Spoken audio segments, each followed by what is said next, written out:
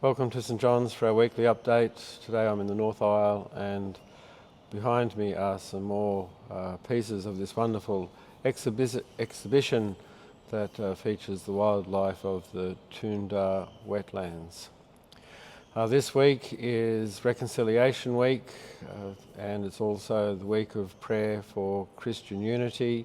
Over this week we've hosted a couple of events to honour Reconciliation Week.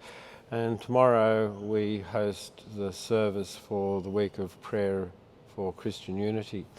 So I invite you to come to your cathedral and to pray for the relationships that we have and the strengthening of those relationships we have across the Christian community.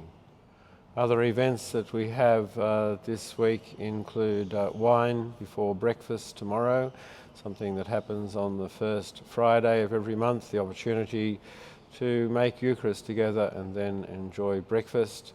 On Sunday we have the next in our series of labyrinth walks after the 9:30 service, and at 6 p.m. we have mystics, theologians and God-botherers. This month we're joined by the Reverend Sue Grimmett, and she's going to be talking to us about the Catholic priest, mystic and comparative religion theologian Raymond Panikkar. It should be a very interesting session indeed. Sunday is also the day that we celebrate the 70th anniversary of the Queen's accession to the throne. We're timing our celebrations here at St John's and across Brisbane to coincide with the celebrations that are happening in the UK.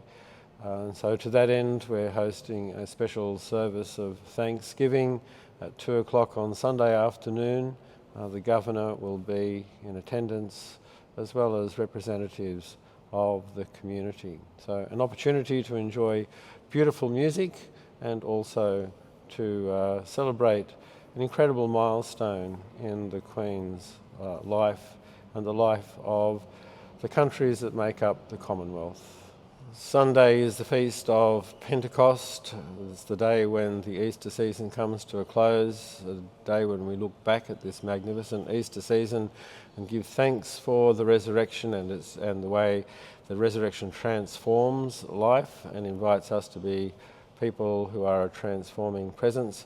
So it's a wonderful day for us to be reintroducing the common cup to our worship.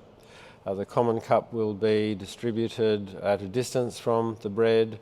It will be administered standing, as the bread has been at the moment.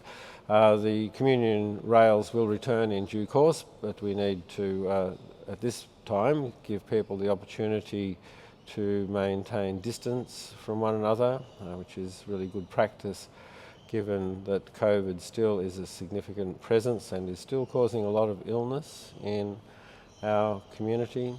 So the cup will be administered at a distance from the bread. It'll be administered standing. Taking the cup is optional because for some people that will still be seen as a high-risk activity. And one of the things that is being mandated about receiving the cup at this time is that intinction, that is dipping the bread into the wine, is forbidden. And that's for two reasons. One is that intinction itself is actually a risky infectious activity. Our hands are actually one of the most germ-laden parts of our body, and also dipping introduces gluten to the wine, which actually causes incredible distress and discomfort to those who live with a gluten intolerance. So please either take the cup and sip from it, or take the cup and acknowledge it and say Amen without sipping from it, but please don't dip the bread. And if you wish, please simply pause as you walk past the cup, acknowledge it and move on to your place. So as Sunday approaches, we look back on the Easter season, giving thanks for the joy of worship in that period of time. We look forward to the time that unfolds after Pentecost, the time that invites us to live into the faith, to work out what it is to be the resurrection people, looking forward into the future, to take the presence of the risen one into the world, to reflect the hope of the gospel, and to be a transforming presence in the life of the world.